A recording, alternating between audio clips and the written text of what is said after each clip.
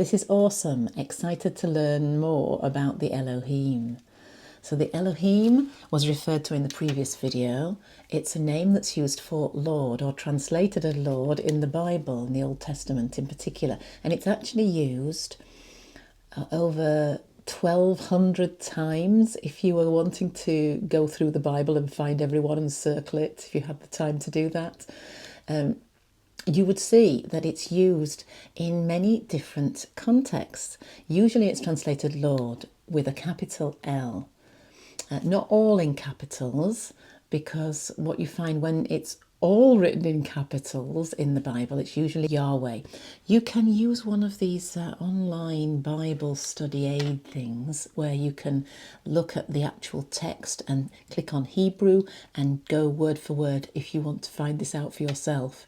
Might find it a bit tedious to do that, but that's where I come in. That's what I'm doing, because I'm really curious to know how some of the things that we've learned about the Bible, or think we know about the Bible, and how we should understand it, might not be quite the case.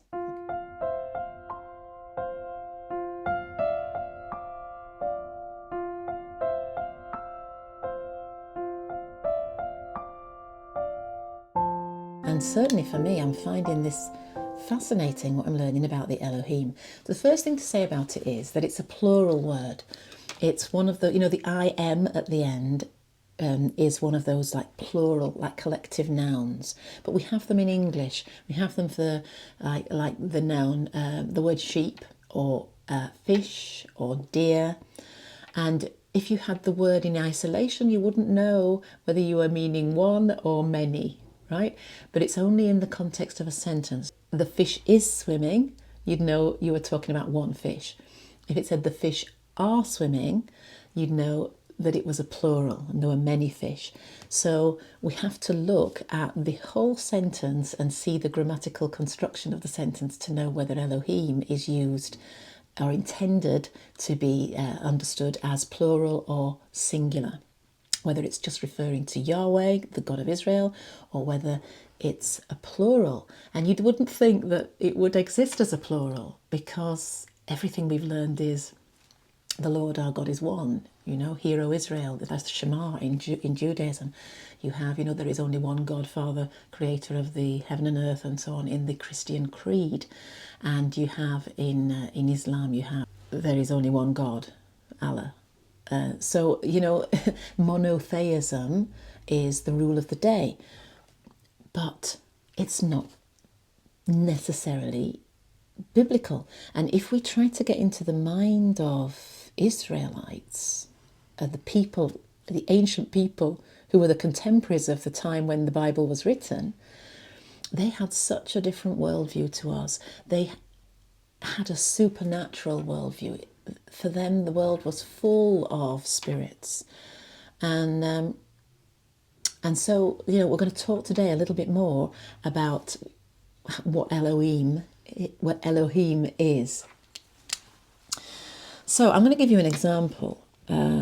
There's a story in the Old Testament in Samuel where King Saul is getting a little bit worried. They're at war with the Philistines. The Philistines' army is really strong. He's missing Samuel because Samuel was the prophet he used to get counsel from, and Samuel is dead.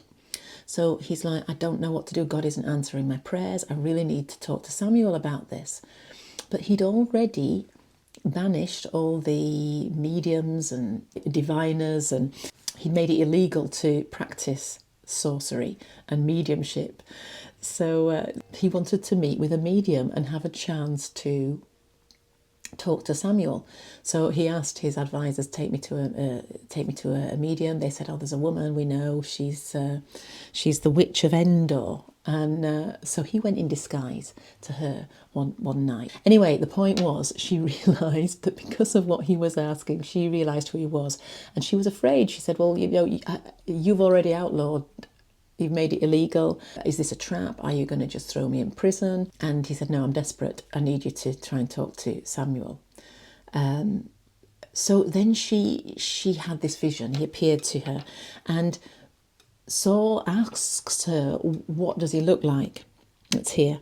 Samuel 28, verse 13. The king said to her, "What do you see? Don't be afraid. Tell me what you see." The woman said, "I see a spirit coming up out of the ground." "What does he look like?" he asked. "An old man wearing a robe is coming up," she said. Then Saul knew it was Samuel. Now, that doesn't sound particularly evidential to me. Evidential mediums usually want to give quite a really good quality of evidence, not just something like, he's got grey hair and a beard and he's wearing a robe. I mean, that would be everyone, wouldn't it? Anyway, the point is, when she says, "I see a spirit coming up out of the ground," and she's referring here to the underworld, so she's referring to like people who have died. The word used is Elohim. Okay, Elohim. And so we have this very generic term. Elohim is used for people who have died. Now, if this means that it raises questions when we know that Elohim is also used of God, the God of Israel. We're kind of left wondering, how then do we distinguish between, these spirits? Elohim is not simply a synonym for Yahweh, for God. It doesn't carry the same qualities or attributes. It's not like an equal playing field. Because obviously God Almighty is omniscient, omnipotent. God has these qualities of love, mercy, compassion, and so on.